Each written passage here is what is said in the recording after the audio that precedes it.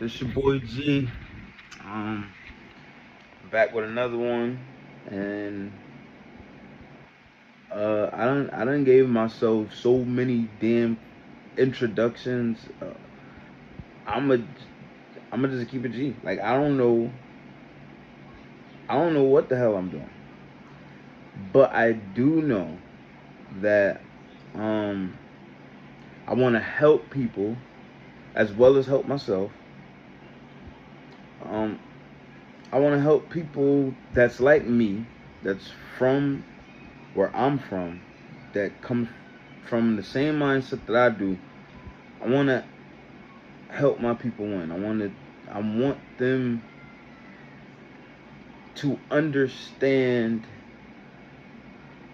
in a in a in a way that I can teach them. And like it's a lot of mindset and spiritual gurus out there, and it's three particular. It's a little bit more than three, but it's like I'm gonna say five. It's five particular people that really stand out to me, that really started getting me on this path. And the first one I'm going to say is Bob Proctor. The very first person I started like listening to. I mean, sort of, kind of the first person that I was listening to. I think his name is Les Stroud,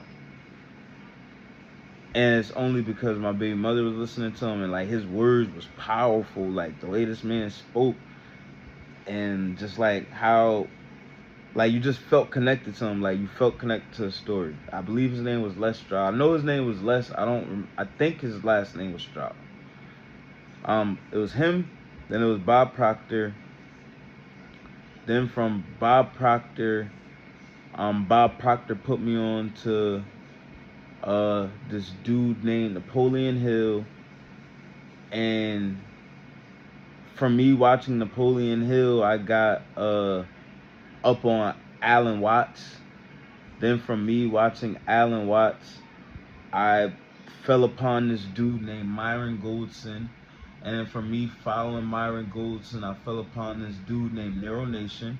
And then from Nero Nation, I fell upon this dude.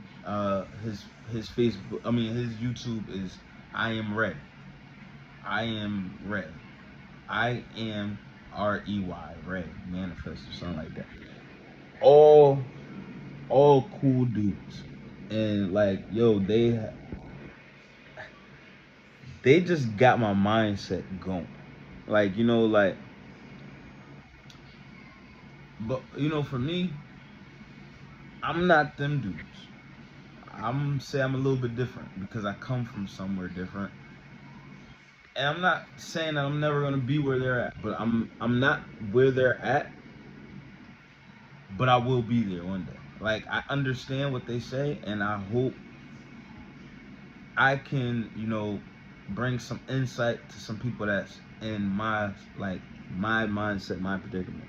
And when I say my mindset, my predicament, I am talking about the survival mindset. Now, when I say the survival mindset, that should automatically lead whoever listens to this video, that should lead you to believe that I live in the hood or a survival type of environment. Now, being that I grew up in the hood my whole life, everything I learned, like, I'm not gonna say that everything I learned was bad, because you need what you like. I needed to learn what I needed to learn, like from the streets, in order to be able to look at it from a higher point, but have the sympathy because I came from it. So I'm guessing I'm saying that that's the type of person that I'm becoming. I have been in survival mindset, in the hood mindset, for most of my life, and I'm realizing that wasn't an anchor that held me down. I had to go through it in order to be able to connect to my people, to be able to talk like how my people talk, and to be able to show my people that there is a way. Because we definitely gonna do this. If you with me, I don't know where this channel gonna go. I don't know what I'm gonna show y'all, but listen, we gonna grow because we gotta grow. So I hope I can give you guys some bangers, man. Like the place that I come from is crazy. You know, I come from New Haven, Connecticut. It's a lot to learn here. Like Yale is here, but on the other side of Yale, like it's a whole lot to be seen, a whole lot to be learned. I love my city to death, but you know, I'm ready to live, you know, the dream, like fast cars, beautiful women, the big houses. I'm ready to live the dream. I'm ready to be wealthy, but I want to help people. You know, I just want to help people. Like I'm not saying that like you know, I'm a butler or something, but it's just like if I can help you and you can help me and we can help each other, let's help each other. Like this is what the world is all about. Like getting to know each other, getting to know each other's struggles, and learning from each other. People put a lot of separation amongst themselves, and I learned something. I learned a quote the other day, and it was like a story. It was like a little story. So it went like, you have one Christian man and you have one Muslim man, right? No. It went, you have two Christian men and you have two Muslim men, right? Then it said you have one Christian man and one Muslim man. And then it said when you take away the title of the Christian man and the Muslim man, you just have two human beings. So basically what that story was talking about was how people live within the illusion that we're separated. And it goes deep all the way down or all the way up into religion. A lot of religion is illusion. And being a true Christian, you would like, you know, that that's the illusion, that we're not separate. Outside of this person being Muslim and this person being Christian, they're debating who's right and who's wrong at the end of the day. But if you take that away, then they're just two human beings. And that's what being a true Christian is all about. Everybody's one. We are not separated. So when you look at this person and they have less than you, or you feel like they're less than you, don't think bad about them. Because if you look at them, you'll realize that that is you too.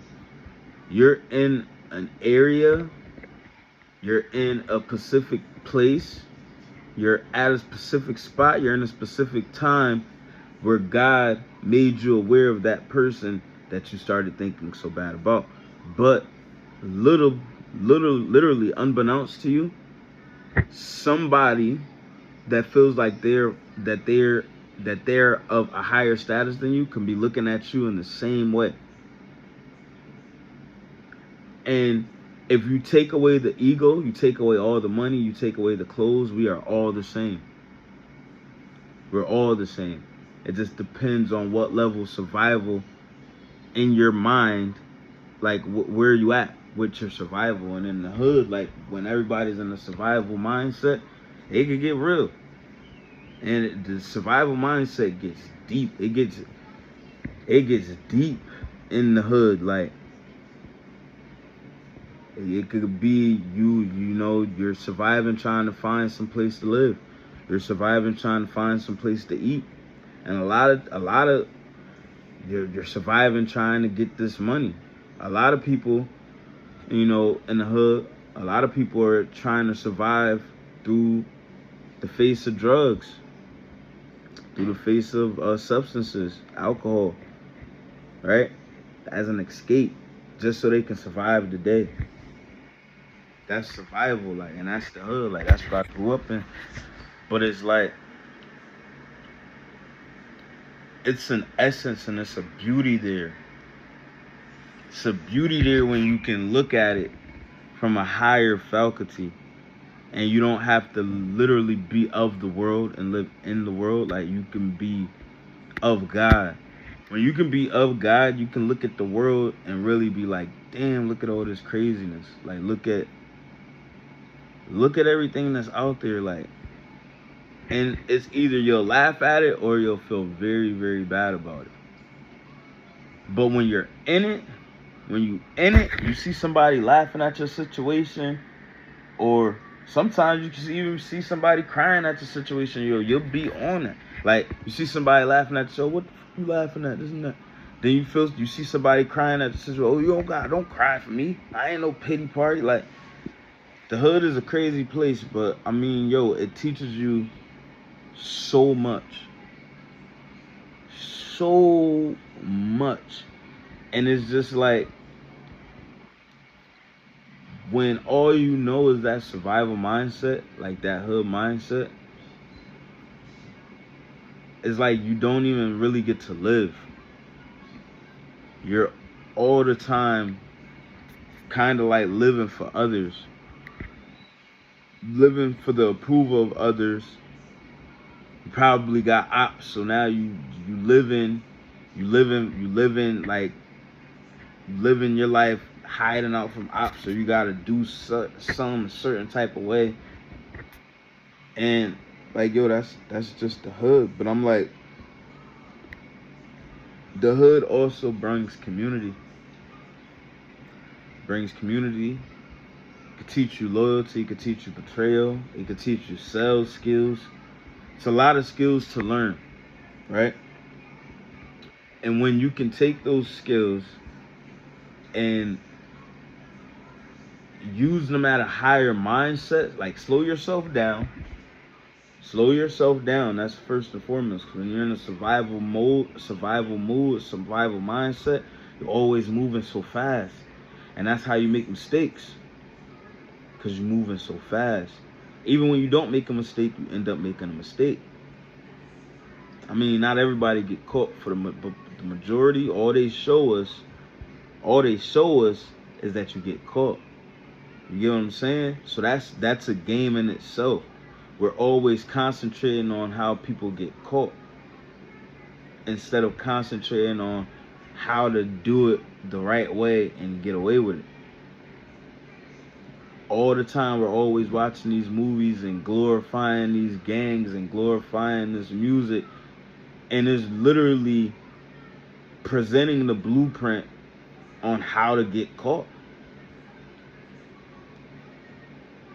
Not one rapper have I ever heard tell you how to get away with it, or get away with anything. They tell you to do the shit, talk about it, flaunt it, and then nobody's gonna bother you. But then you go to jail for the rest of your life. So what agenda is it really pushing? What agenda? What's the agenda? They get rich off of words, right? Because they're using our emotion for our money. They're getting rich off of our emotion, off of our money, and they're pushing an agenda to get us basically wiped the fuck out. Like, it's weird. It's weird when you think about it. Like, it's weird because it's like, in a way, if you think about it, these rappers, when you see them like out in person or whatever, they barely even want to fucking talk to you. they look at you like I seen a video of Future and he didn't wanna talk to the dude, nothing. Like he didn't want to be around the dude, nothing. And it's like, yo, I mean, we're not separated. They eat, shit, sleep, breathe just like we do. And they need us. They need us in order to make money. But the same people that's paying you, you're going to look down on them? Look at drug dealers. I done seen drug dealers beat the customers up. Or the fiends up. I done seen drug dealers beat the crap out fiends. And it's like, damn, you're going to beat the fiends up and they're the ones that's paying you? How are you any better than them? You're, okay, right? You're serving them the tools to kill themselves, right? And they're just killing themselves, but you're serving them the tools. You're just like them, in a way. So why not give love? Why not show love? Why not talk to your fiend and be like, I love you, bro? Why not? Why not? If you went and you spent your hard-earned money somewhere, wouldn't you would probably feel good if you bought some and the owner or whoever made it or whatever product or service you got, to be like, I love you. Thank you for your time and thank you for choosing. That would make you probably want to go back and buy so much more. Love is the currency that beats everything. And people don't realize that. It just takes a little bit of love. Just a little bit of love. It's a little bit of love, but people are so selfish. And people get caught up in the thoughts that they start having. And remember, a lot of the thoughts that we have are entities. They're demons that come into your mind. A lot of times these demons, they create thoughts and movies in your mind that never happened, ever. But you start looking at the shit in your mind and start thinking about it. And then you start feeling the feeling of as if it really did happen. So then you could be two type of people. You can either hold that in, or you could be one of them type of people that explode. The whole time, you're gonna explode anyway, even if you hold it in. But it's just the entity that's creating that movie for you. Like, you could be arguing with your girl, you could be arguing with your man, and you guys are not seeing eye to eye, you guys are not together right now, or like, he's where he's at, you where you at. Nigga probably thinking that you out sucking some, doing whatever. You probably think the nigga out doing, the nigga really in the room crying over you, watching love songs. You really listening to fucking Erykah Badu, Macy Gray or some shit, drinking some wine. Like, but the entity that's in your mind, is telling you, oh, this motherfucker doing this right now. Oh, she doing this right now. And then, right, that will lead you to do something probably stupid. Like, you can fuck around and you know you got a restraining order, so you go over there and kick the door down. Girl ain't doing nothing. The man ain't doing nothing. Girl probably go over there, break a window, burn down the house. The man was asleep in the bed by himself. You don't know. But that entity will cause you to do things. Like, look at Lisa Left Eye Lopez. Before she went to see Dr. Sebi, then she burned her man's house down. And not to say that nigga wasn't cheating. He was doing her dirty. But I'm just like, yo, the entity will cause you to do things. She said she sat the shit on fire and just sat there. That's possession. People didn't realize that in that movie, that was possession. She got possessed by a demon, burnt the house down. And she said she stared at the fire. And then she ended up going to see Dr. Sebi. We know that Dr. Sebi was a healer and a cleanser through God. She said that the uncut version of her documentary, she said that she did the treatment that he put them through. It was like 40 days and 40 nights, and she started coughing up all the bad stuff, and she seen God. It's a lot of things that I've been hearing about that 40 days and 40 nights. There's one lady that was on YouTube and said that she did 40 days and 40 nights, and she got discernment all over her. Like, she was able to read energies. She was able to get, like, and that she was basically, she cleansed her body, and she was way more closer to God. God is within all of us. And believe it or not, his voice will always be able to reach you, like, no matter what. But that's why the devil is a liar, because he'll put so many distractions in your face, it will be hard to hear God. It will be hard to hear God, and it takes something drastic for something to clear up, for you to finally hear God, like, clearly. You'd be like, what? But he's all around us. Like, he's God is real, bro. God is real. God is real. God is you. God is within you. God is within you. Like we can't, like, we do not have the power that God has, but we are made in his image. Like, we're little speckles of his power. We're little pieces. Like, we're a little piece of his power. His power is the life that he, like, he breathed life in us. So, like, all of us, we have the natural essence of God. We are all creators. Like, when you get in the flow state of creating what you create, you do it for hours nonstop. You do it for hours nonstop. But I mean, this is just a little introduction. I'm not no mindset guru yet. I mean, I'm just me. I just want people to live a good life, a prosperous life. Like, I want to live a prosperous life. And I feel like the world would be better if a lot of more people was living prosperous lives. And if I can help people live a prosperous life, then maybe that's my calling. If somebody can help me live a prosperous life, maybe that's your calling. We're here to help each other. But till next time, it's your boy G. I'm out.